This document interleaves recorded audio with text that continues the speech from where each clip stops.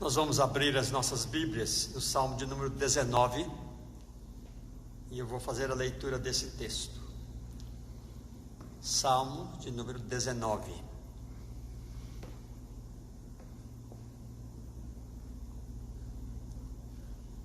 Assim nós temos o registro da palavra de Deus.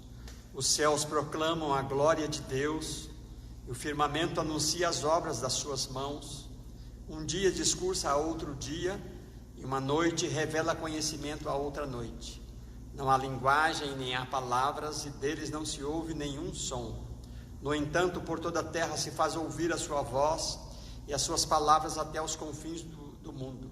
Aí pôs uma tenda para o sol, o qual, como noivo que sai dos seus aposentos, se regozija como herói a percorrer o seu caminho. Principia numa extremidade dos céus e até a outra vai o seu percurso, e nada refoge ao seu calor. A lei do Senhor é perfeita e restaura a alma. O testemunho do Senhor é fiel e dá sabedoria aos simples. Os preceitos do Senhor são retos e alegram o coração. O mandamento do Senhor é puro e ilumina os olhos. O temor do Senhor é límpido e permanece para sempre. Os juízos do Senhor são verdadeiros e todos igualmente justos. São mais desejáveis do que o ouro, mais do que muito ouro depurado, e são mais doces do que o mel e o destilar dos favos. Além disso, por eles se admoesta o teu servo, e em os guardar a grande recompensa. Quem há que possa discernir as próprias faltas? Absolve-me das que me são ocultas. Também da soberba guarda o teu servo, que ela não me domine.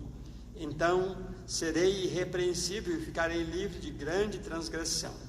As palavras dos meus lábios e o meditar do meu coração sejam agradáveis na tua presença, Senhor, rocha minha e redentor meu. Que Deus abençoe nos nossos corações essa porção da palavra dele lida.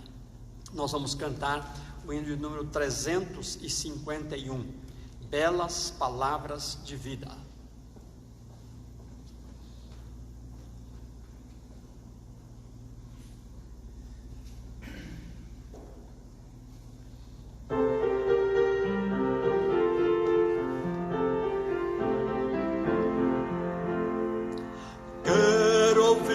Mais outra vez, belas palavras de vida, narram tudo que Cristo fez, belas palavras de vida, elas vêm de cima, seu poder anima, que alegres são essas palavras de vida.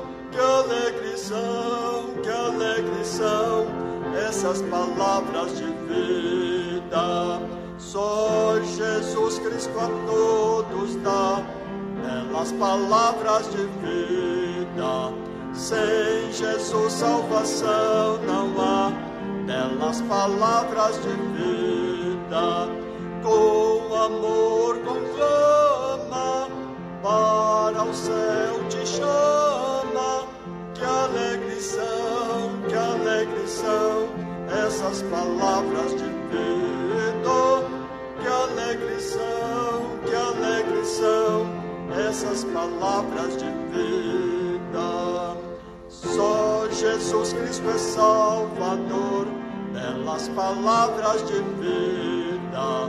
Quer salvar todo pecador, belas palavras de vida. Ele vivifica e nos purifica.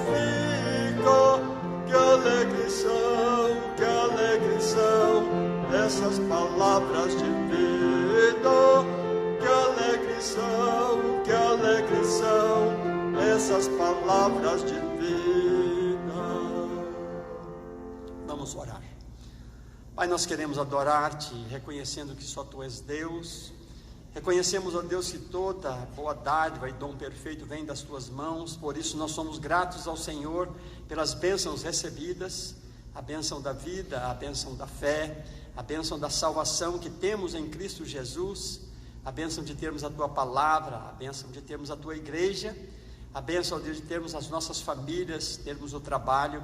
Somos gratos, ó Deus, porque o Senhor tem nos preservado a vida, a saúde, a paz, a alegria, a fé, a esperança em Cristo Jesus. Somos gratos, ó Deus, por essa oportunidade. Quando vamos estudar a Tua Palavra, permita, ó Deus, que nós sejamos edificados, ó Deus, pela iluminação do Teu Santo Espírito em nossas mentes e corações, fazendo com que nós possamos entender, ó Deus, a mensagem da Tua Palavra. Abençoa o Teu servo, ó Deus, que vai conduzir esse ensinamento, e permita que ele seja instrumento útil nas Tuas mãos, para a honra, para a glória do Teu santo e bendito nome. Abençoa, ó Deus, o Teu povo. Ouve, ó Deus, a nossa oração, pois nós a fazemos em nome de Jesus. Amém.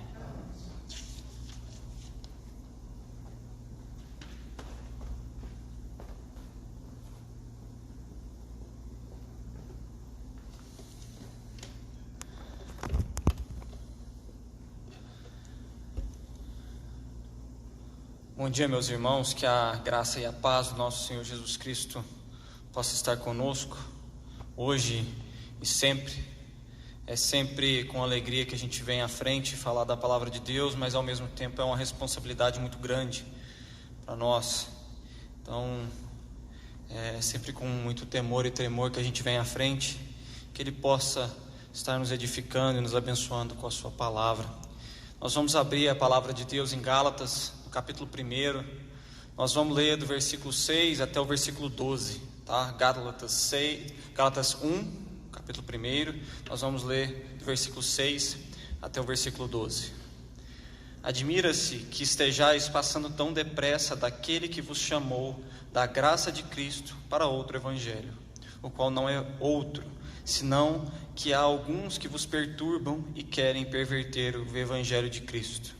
Mas ainda que nós, ou mesmo um anjo vindo do céu, vos pregue evangelho que vá além do que vos tenho pregado, seja anátema. Assim, como já dissemos, e agora repito, se alguém vos prega evangelho que vá além daquele que recebestes, seja anátema. O evangelho, porventura, procuro eu agora o favor dos homens ou de Deus? Ou procuro agradar a homens? Se agradasse ainda a homens, não seria servo de Cristo. Faço-vos, porém, saber, irmãos, que o evangelho por mim anunciado não é segundo o homem, porque eu não o recebi, nem o aprendi de homem algum, mas mediante revelação de Jesus Cristo. Vamos orar mais uma vez. Grande Deus, eterno Pai, nós te louvamos porque só Tu és Deus. Nós te louvamos pelas Tuas misericórdias, pelo Teu amor. Nós te louvamos pela salvação que temos em Cristo Jesus, ó Deus. Muito obrigado pela Tua palavra, que ela é viva e que ela é eficaz nas nossas vidas. Ó Deus, que neste momento os nossos corações possam ser livrados de vãs distrações, e que Teu Espírito possa tocar os nossos corações para nos voltarmos para a Tua palavra, ó Deus. Perdão pelos nossos pecados, ó Deus, me faça instrumento útil nas Tuas mãos neste momento para a pregação da Tua palavra. E em nome de Jesus que nós oramos, ó Deus. Amém. Então, uma das coisas que eu comentei já na sala que eu dou aula aqui na igreja, dos adolescentes, e ontem também eu falei novamente para os jovens, para os adolescentes, é que é muito importante nós entendermos em que nós cremos. E uma das coisas que nós declaramos são os solas. Solas são colocados no nosso boletim, para quem vem à nossa igreja, e a verdade é que muitas vezes nós nem sabemos o que eles significam. Hoje eu quero tratar de um só deles, que é o primeiro que está. Então, os fundamentos da doutrina reformada podem ser resumidos nesses 5 solas. Então, sola Escritura, sola Gratia, sola Fides, solo Christus e sola Deus Glória. Então, só a Bíblia, como a nossa regra de fé e prática, só a graça, só a fé, só Cristo e só a Deus Glória. Eu quero tratar nessa manhã só sobre sola Escritura, então só a Escritura. Alguns anos atrás nós comemoramos os 500 anos da Reforma Protestante, e nós lembramos que Lutero prega aquelas 95 teses, contestando algumas práticas que eram feitas pela igreja de então. Sempre bom lembrar que naquela época não haviam 2 igrejas, existia a igreja. Então, não havia uma igreja evangélica, haviam várias pessoas que já tinham visto coisas erradas em algumas coisas que a igreja estava fazendo, já tinham protestado contra isso anteriormente, mas muitos até perderam as suas vidas por causa disso. No final da época medieval, homens como John Wycliffe e John Huss chamaram as pessoas a retornarem à Escritura. E quando desafiados por oficiais eclesiásticos, Huss sempre falava para eles o seguinte: mostrem-me com base nas Escrituras, e eu me arrependerei e voltarei atrás de tudo que prego. A devoção de Huss à Escritura custou-lhe a vida, porque esse princípio compelia a ele a atacar alguns preceitos da igreja daquela época. O curialismo, que é o princípio sobre o qual fundamenta a autoridade papal, e também o conciliarismo, o princípio sobre o qual repousa a suprema autoridade da tradição eclesiástica e também das assembleias de pontífices. Dessa vez, Lutero fez algo que hoje é visto com muita importância, contudo naquela época foi um sentido um pouco até singelo. Ele prega lá na porta da igreja de Wittenberg e chama as pessoas e as autoridades para um debate, para discutir sobre as vendas de indulgências e para tirar as pessoas, aquelas que tiravam as pessoas do purgatório mais rapidamente, para levá-las a um lugar de descanso. Então, se a gente observar o que está falado nas 95 teses, Lutero ele não tinha uma teologia madura nessa época, e ele vai descobrindo as coisas devagar, tanto que ele não rompe com tudo de uma vez, mas ele identifica que havia motivações que não eram corretas. Exemplo era que a igreja usava interesses financeiros, e ele critica essa autoridade que era feita. Então, uma coisa interessante que ele fez foi que ele colocou essas teses à disposição de todos o público para aquilo ser discutido, porque existiam pessoas que não concordavam com aquelas práticas. Contudo, essas pessoas não tinham o real entendimento do que estava na Escritura, até porque eles nem tinham acesso a ela. E isso, o que aconteceu com ele pregando isso lá na porta da igreja, foi que virou uma conversa do noticiário. Então, apesar de naquela época não tenha sido uma grande data, hoje é um símbolo para nós. Então, apesar de resumir os preceitos reformados, os 5 solas são palavras mais contemporâneas. Em nenhum livro lá de Lutero ou de Zwinglio você vai ver claramente escrito sola escritura, mas tudo que eles pregaram está representado nesses 5 preceitos. Então, quando nós ouvimos nas escolas sobre a reforma, muitas vezes nós vemos que é colocado de uma forma negativa para os nossos filhos, e que era uma revolta primordialmente social e econômica. O que a gente esquece de trabalhar é que a reforma ela foi sim um movimento primordialmente teológico, que tratou de quem é Deus, o que é a salvação, qual que era o papel da igreja, da onde vem o papel da igreja, qual que é o papel das escrituras, entre outros. Mas o motivo pelo qual ela teve impacto social também é porque a maneira que você vive, a maneira que você crê nas coisas vai impactar na maneira que você vive. Então naquela época a igreja determinava a maneira que você vivia a sua vida cristã e o verdadeiro sentido da revelação bíblica. Então, se você quisesse entender a Bíblia naquela época, a igreja que ia te dizer o que a Bíblia diz. Então era como se a igreja estivesse acima das escrituras, como se, mesmo sendo a palavra de Deus, ela deveria ser chancelada de alguma forma e interpretada pela igreja e pelo clero. Então, os reformadores criam que as escrituras, e nós cremos nisso também, que as escrituras são a palavra de Deus, e que não só o clero poderia entender a Bíblia. Então essa foi uma das lutas dos reformadores para que toda a igreja tivesse acesso à Bíblia, e que muitos deles, no intuito de traduzir para outras línguas, foram mortos por conta disso e perseguidos. Os reformadores, eles compreenderam que todas as coisas elas têm que ser testadas pela Escritura somente. Isso explica porque os reformadores aceitaram algumas partes do ensino da Igreja Católica e outras não. Eles acreditaram que as Escrituras têm que reger toda a Igreja. A autoridade da Igreja ela vem por meio das Escrituras. Ela é a palavra de Deus. Os reformadores usavam uma expressão que era a vox Dei. Então, portanto, a sua autoridade é absoluta. A autoridade que vem da palavra de Deus ela é absoluta e não derivada. Um cristão, ele deve confiar nas promessas da Escritura e ele ser governado por ela. E a igreja, ela deve submeter-se completamente à autoridade da Escritura. Então havia um protesto teológico contra a autoridade que estava sendo deturpada da igreja. A autoridade da igreja, ela existe, ela é real, contudo ela não é intrínseca à igreja, ela é derivada do Senhor e da sua palavra. Então, quando vem a reforma, nós dizemos que houve uma redefinição da autoridade da igreja. Nós cremos que toda a Escritura é inspirada por Deus. Toda a Escritura é a palavra de Deus. E por isso nós temos que nos submeter completamente a ela. Entendemos que não podemos julgar a Escritura. Pelo contrário, é ela, pela sua palavra, que deve nos julgar e nortear as nossas vidas e as nossas ações. Então, falar sobre sola Escritura é falar sobre o fundamento da autoridade da igreja. O peso da autoridade da igreja não está na tradição da igreja, de interpretação oficial da revelação bíblica. Porque para Roma a tradição é considerada uma fonte de revelação. Então a Escritura não precisa de outros intérpretes. Os reformadores sempre disseram que ela vai interpretar ela mesma.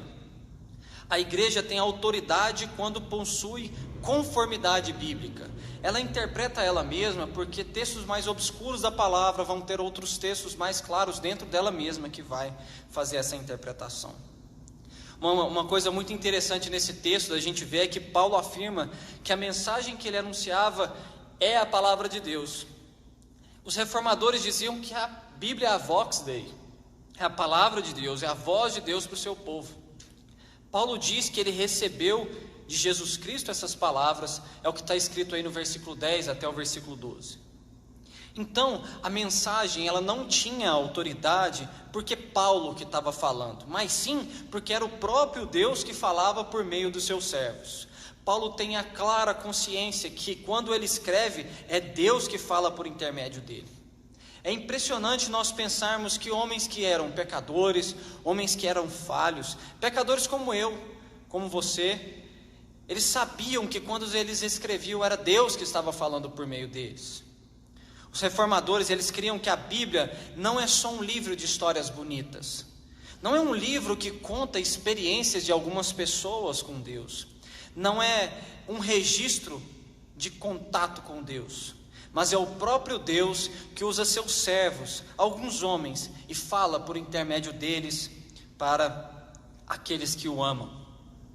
Os reformadores reafirmaram sempre a supremacia da Escritura sobre toda a tradição. Todas as doutrinas e ensinos avessos à Escritura devem ser rejeitados. A Bíblia, nós temos que entender que a Bíblia não é um entre muitos livros sagrados. Ela é a eterna e infalível palavra de Deus, revelação do nosso Deus para nós. Os reformadores nos ensinaram que a infalibilidade da Bíblia é ampla, pois cada palavra de cada sentença foi inspirada pelo nosso Deus. Foi um sopro de Deus, do Deus vivo para aqueles servos dele. Por isso que lá em Timóteo 2, no 2 Timóteo 3, 16 e 17, diz que toda a Escritura é inspirada por Deus, é útil para o ensino, para a repreensão, para a correção, para a educação na justiça, a fim de que o homem de Deus seja perfeito e perfeitamente habilitado para toda boa obra. Deus sopra a sua palavra aos corações daqueles homens. A origem da palavra da Bíblia é uma origem divina. Sua mensagem é uma mensagem salvadora para os nossos corações. Ela traz toda a vontade de Deus para o homem e ela é inerrante, como dizia Lutero.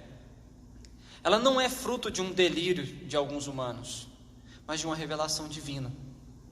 Ela não procede de homens, ela procede de Deus.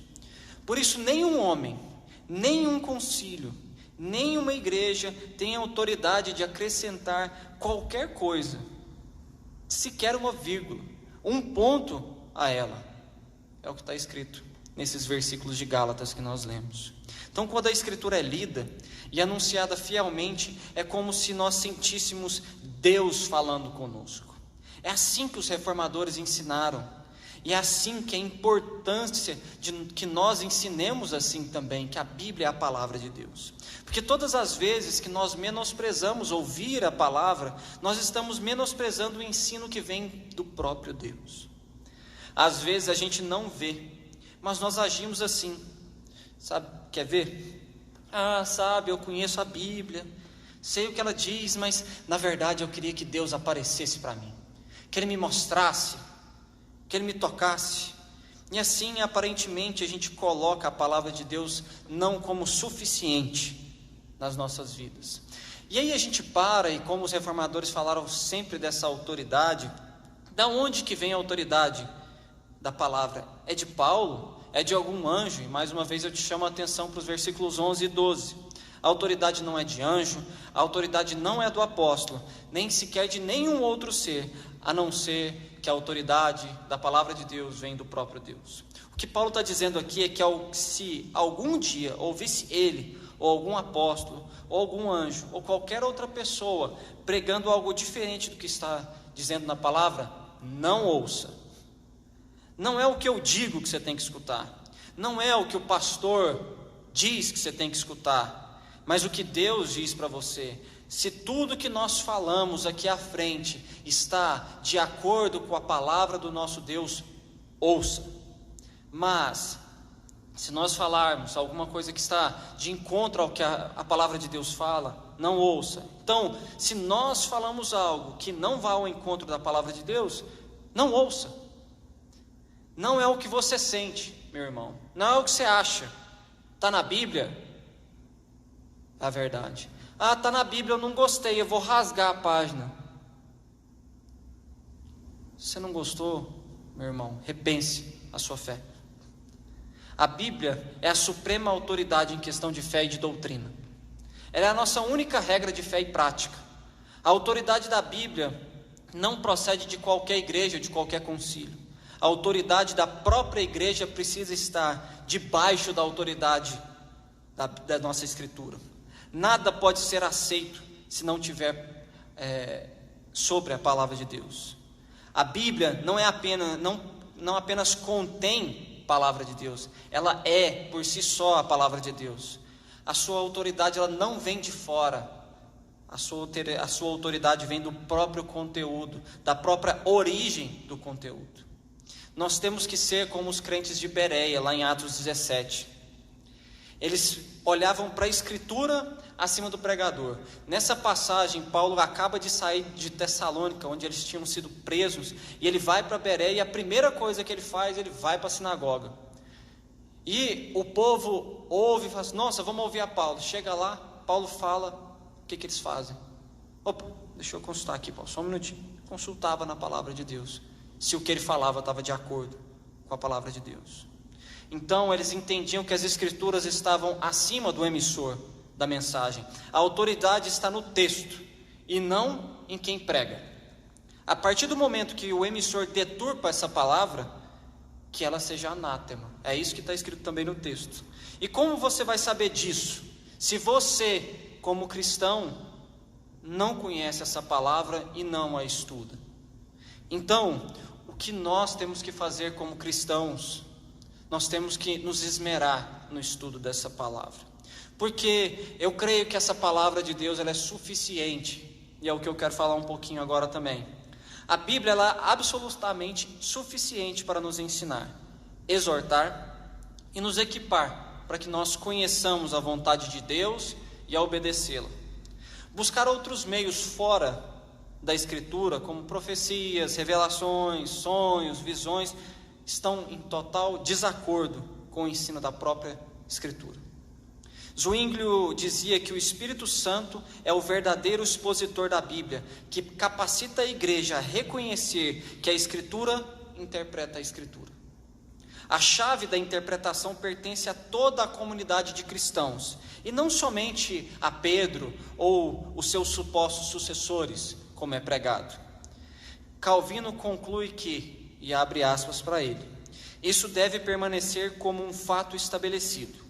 Aqueles a quem o Espírito ensina interiormente, descansam firmemente na Escritura. A Escritura é confirmada por ela mesma.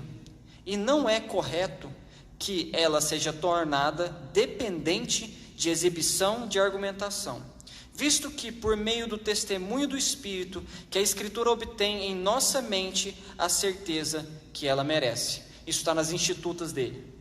Então nós não podemos aceitar a autoridade da Bíblia e ao mesmo tempo ficar correndo atrás de outras fontes. Eu aceito que a Bíblia tem a autoridade vinda de Deus e eu fico procurando outras coisas. Eu tenho que procurar o que Deus tem para mim. Não, procure na sua palavra. Ela é viva e eficaz na sua vida. E também eu retirei também o artigo 5º da Confissão da Igreja Reformada da França, que fala o seguinte, que foi adotado em 1559. Não é lícito aos homens nem aos anjos fazer nas Santas Escrituras qualquer acréscimo, diminuição ou mudança. Por conseguinte, nem a antiguidade, nem os costumes, nem a multidão, nem a sabedoria humana, nem os pensamentos, nem as sentenças, nem os editos, nem os decretos, nem os concílios, nem as visões, nem os milagres devem contrapor-se a estas santas escrituras, mas ao contrário, por elas é que todas essas coisas devem ser examinadas, reguladas e reformadas. Então, quando eu penso nessa suficiência, não é que eu sozinho vou conseguir ler e entender tudo facilmente. Quando nós pensamos na reforma, nós somos tentados a pensar que eles rasgaram tudo que estava para trás. Mas eles não fizeram isso. A impressão que nós temos e nós ouvimos é que eles jogaram tudo fora. Eles voltaram ao passado. Eles voltaram para as Escrituras e valorizaram escritores do passado que já pensavam como eles. Nós não menosprezamos o legado que a igreja nos deixou. Nós não menosprezamos grandes escritores. Quando nós falamos da palavra aqui à frente, para vocês, eu com certeza li outros escritores. Eu busquei as confissões, eu busquei as doutrinas da igreja. Eu ouvi sim outros pregadores. Eu ouvi o nosso pastor. Contudo, todas essas coisas não estão em pé de igualdade com a Escritura, mas todas essas coisas estão sob a autoridade da Escritura.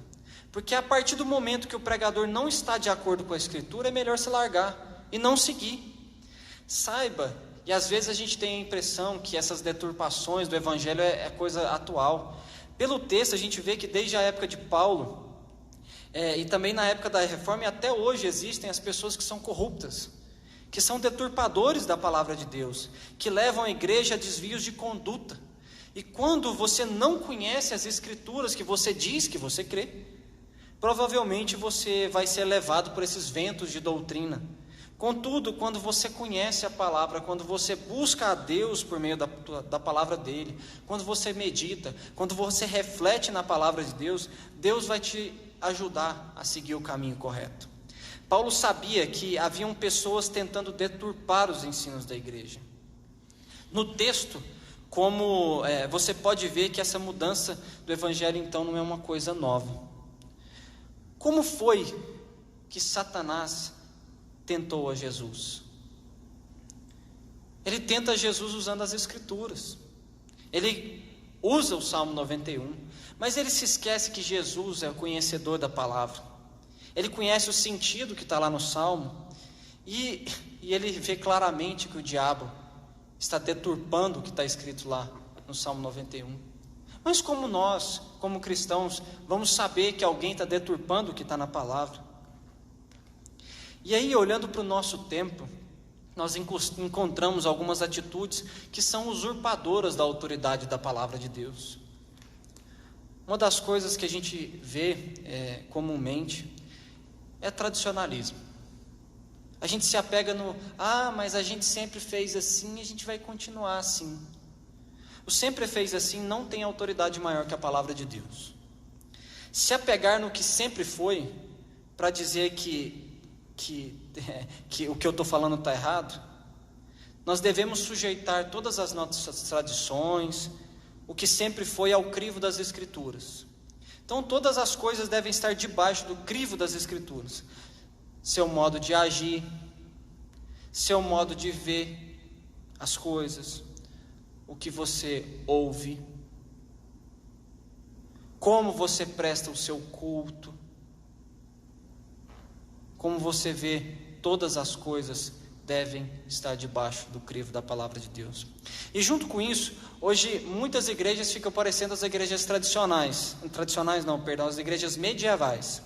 O que parece é que as pessoas não sabem nada e não querem saber nada de Bíblia, e ficam ouvindo o seu líder como se ele tivesse uma verdade infalível,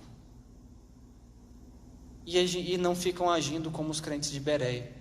Nós não podemos ser cristãos assim. Nós devemos conhecer a palavra, nós devemos viver a nossa vida buscando o sola escritura. Uma outra coisa também que deturpa é o emocionalismo. A autoridade, meus irmãos, está na palavra e não no que eu sinto. A Bíblia não contém erro. A Bíblia ela é infalível.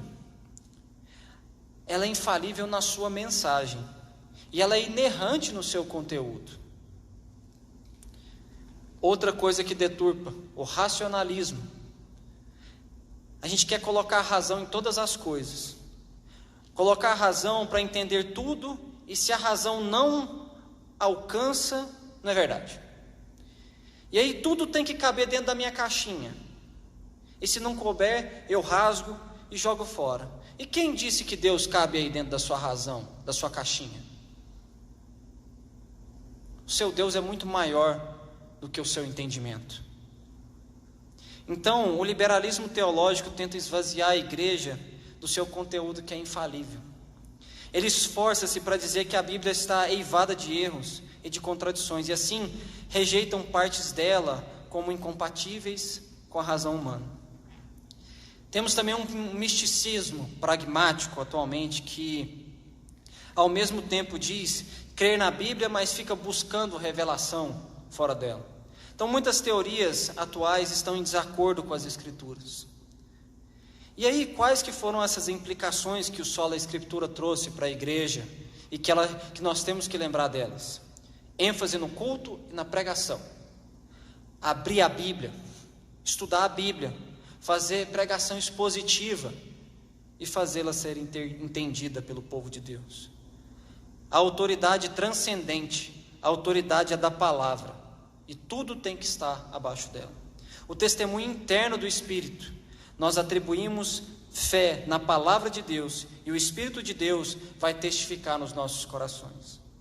Lutero tem uma frase que ele falou lá em Worms, que ele falou o seguinte: a não ser que eu seja convencido de erro pelo testemunho da Escritura, ou visto que não dou valor à autoridade não provada do Papa e dos concílios, por ser claro que eles muitas vezes erraram e frequentemente se contradisseram, por um raciocínio evidente, continuo convencido pelas Escrituras, às quais apelei, e minha consciência foi feita cativa pela palavra de Deus. Não posso e não quero retratar-me de qualquer coisa, pois agir contra a nossa consciência não é coisa segura nem permitida a nós.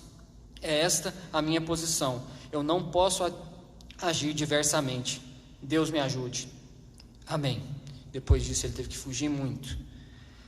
Quais que são duas aplicações rápidas para depois eu partir para a conclusão? Nós carecemos de transformação.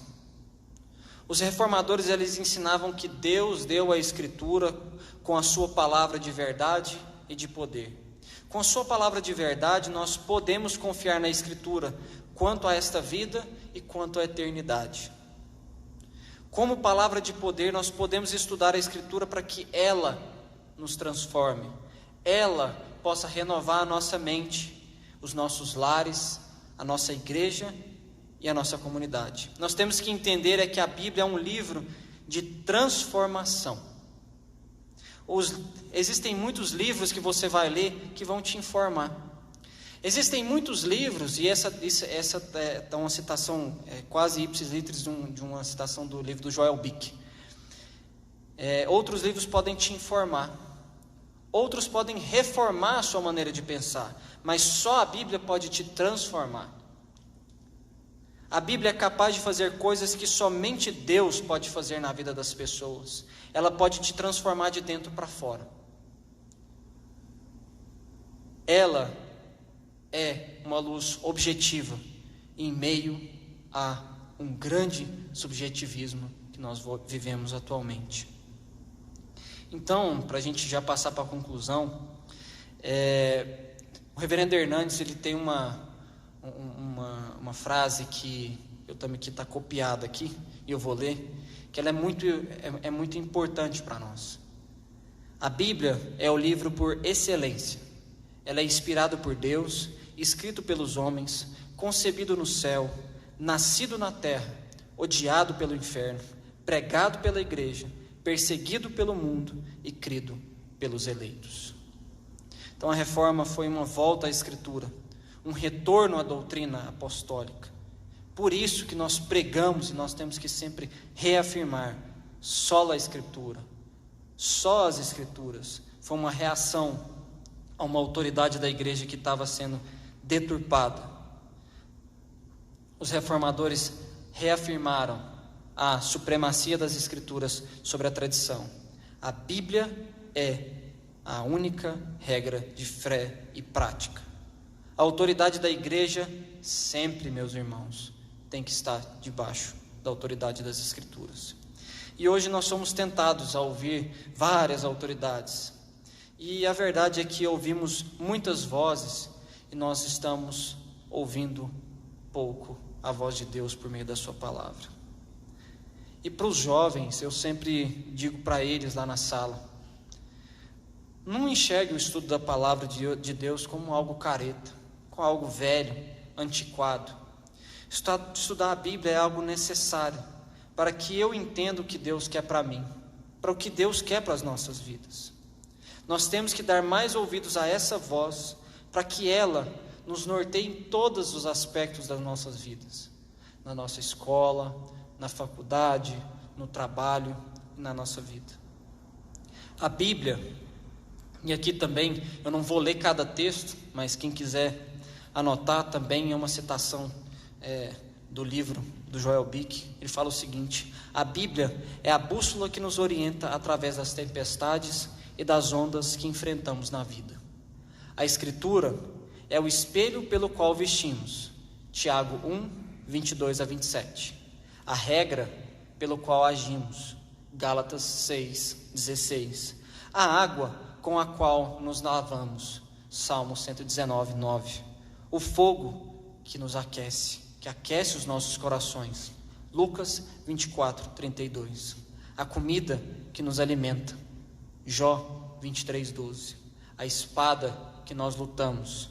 Efésios 6, 17. O conselheiro que resolve as nossas dúvidas e os nossos temores. Salmo 119, 24. E a herança que nos enriquece. Salmo 119, 111 e 112.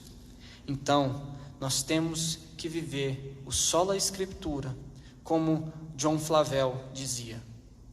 Ela é a melhor maneira de vivermos, a mais nobre maneira de sofrermos e a mais vantajosa maneira de morrermos. Amém. Vou fazer uma oração para a gente poder terminar. Grande Deus e eterno Pai, nós te louvamos mais uma vez que só Tu és Deus. Nós te louvamos pela Tua palavra, que ela é viva, que ela é eficaz nas nossas vidas. Nós te louvamos e te engrandecemos porque só Tu és Deus. Ó Pai, que nós possamos buscar mais a Tua palavra, Deus, como nós temos sido falhos para buscar a Tua palavra, mas que o Teu Espírito possa tocar os nossos corações, que possamos voltar a buscá-la mais, a amá-la mais, e sabermos que o Senhor é aquele que fala por meio da Tua palavra. Toca os nossos corações, mude as nossas vidas, e é em nome de Jesus que nós oramos, ó Pai. Amém.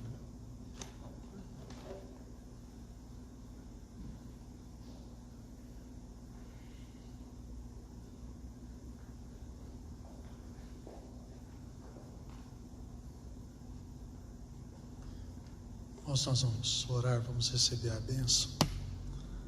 A graça do nosso Senhor e Salvador Jesus Cristo, o amor de Deus, nosso Pai, a comunhão e a consolação do Espírito Santo, sejam com todos vós, meus amados irmãos, e com todo o povo de Deus, hoje e para todos sempre. Amém.